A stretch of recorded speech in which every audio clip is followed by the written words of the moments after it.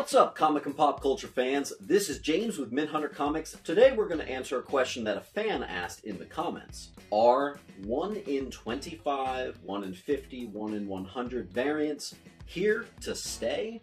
So I thought I'd take this opportunity to A, answer that question with a yes, and B, talk about 1 in 25 and other rare variants, and just kind of get the facts straight for you guys. Before I forget, do not forget to like and comment down below. We are now at about 12% of my subscribers are liking the videos every time. That's a lot better. Let's try to get me to 15%.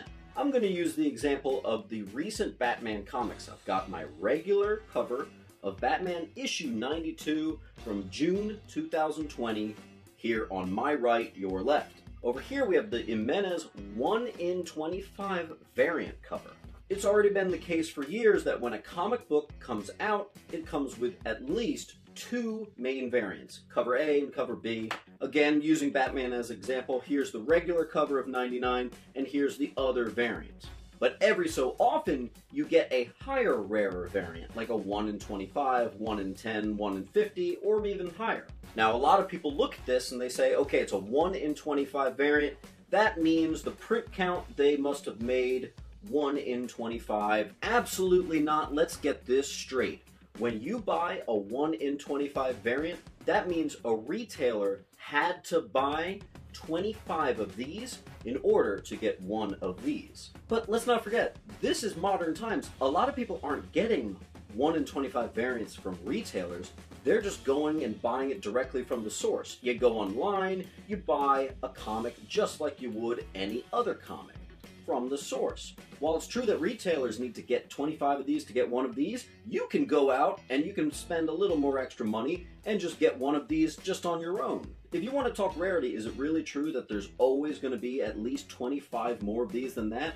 That's not true at all. I know a lot of people that only collect and spend money on the more rare variants. If you really want to talk about rarity, let's get into the straight facts about this. Let's keep our example of Batman 92 and 92 1 in 25 variant, and let's take a look at how many slabbed versions are there of the regular cover versus this. There are twice as many 9.8s of the rare comic than a 9.8 of the regular comic. So what does this tell you? People are going and buying the 1 in 25 variants and submitting those and getting those slabbed rather than getting the regular covers slabbed. In about 20 years from now, when the price and prestige of a 1 in 25 variant of this comic goes away, it may just be the case that the regular cover starts to get more popular because there's less perfect preserved copies.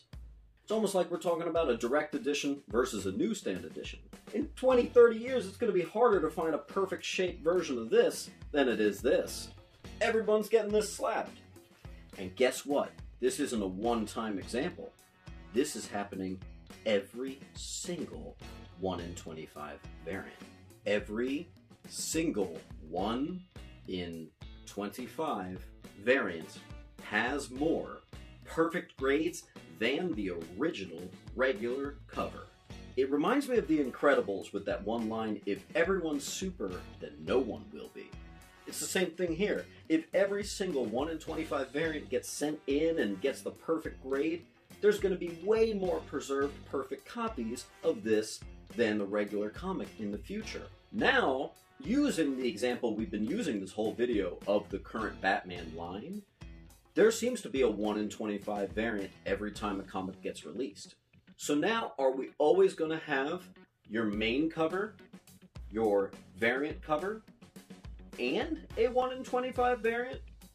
I honestly think that is the way it's going to go. And how that's going to have an effect on a book's rarity and popularity, we really don't know until a few decades from now. It's going to be hard to say. But essentially, if it's a main title, Venom, Spider-Man, Batman, something like that, I think chances are there's going to be at least 3 covers all the time. There's going to be your regular variant, and then the 1 in 25 rare variant. Now, I will say, you guys know I don't like variant overhaul. I don't like too many variants. But I do think the 1 in 25 variants are a bit more fun to collect than regular variants. Can we admit that? Can we all be on the same page there? I think so. Getting these 1 in 25 variants and getting that perfect 9.8, or just even to have, even if you don't encapsulate it, it really is a cool feeling, and a lot of times I do feel that the 1 in 25s look a lot better than the regular variant covers. There's something a little bit more fun about collecting the 1 in 25s. A lot of times I'm seeing they're used as like, they show each character, so it's that Pokemon thing, gotta catch them all, you know? Or it's by some cool artist that you love and you know, you just think it looks amazing and it looks better than the original cover. And here's my 2 cents, and no one's gonna listen to me, but that's fine. I would much rather have a regular cover, lose all the variants. Lose the variants, get rid of them, but have the occasional 1 in 25 variants. I would be much happier with just the main and a rare variant. I don't need non-rare variants of the same book. And I actually do understand things like store variants. Sometimes you have, like, I know, like Stadium Comics, for example, they make their own store variants, Frankie's Comics.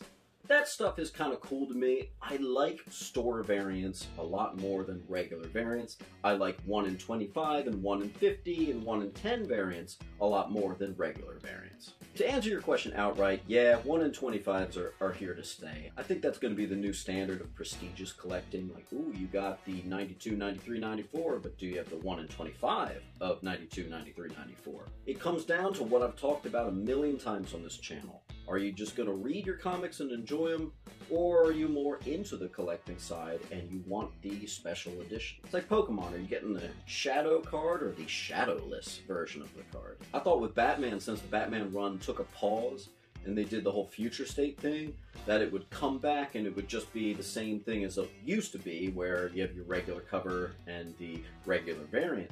But I see that the 1 in 25s have stayed. Now we got Batman issue 106, 107's coming out, 108, 109, and they all have their respective 1 in 25 variants. So I think that was the test. Are they going to go away? Nope. You know what? It's a new year and they're back and better than ever. Collect what you want to collect, guys. If you want to just collect a regular cover, honestly, as we said earlier in the video, I don't think that's the worst idea, because in 30 years, I think it's going to be harder to find better copies of these regular covers versus the super rare variant that everyone wanted to get encapsulated. It's up to you. I've always collected as a more personal thing. For me, it's just about having a complete collection. I'm obsessed with it. Call it OCD, call it whatever you want. I would much rather have all the 1 in 25s of Batman, just to have them, not even from a monetary or financial thing, just to have them. And I want all the regular versions just to have them. It is funny though, I actually sold off all my regular variants. Not interested. I just want the regular and the rare. I do find it interesting when you get into the hyper rare variants. Like, I was looking at some Alien #1 that just came out. It was like a 1 in 500 variant. And everywhere I was looking was selling it raw for like $300, but I guess a few 9.8s have already come back from CGC, and they're selling for under $300, so I don't know. Don't just think you're gonna send these rare variants to CGC, have it get a 9.8, and then you make $1 million. I think what really happens is you spend $50 on a 1 in 25 variant, you spend the shipping and the taxes and the slabbing fees, now you're $75 in, and you just sold it on eBay for $70, and then after eBay's taxes and everything and shipping, you're down $60. So you basically wasted $15, which is why you really can't look at that as a monetary thing.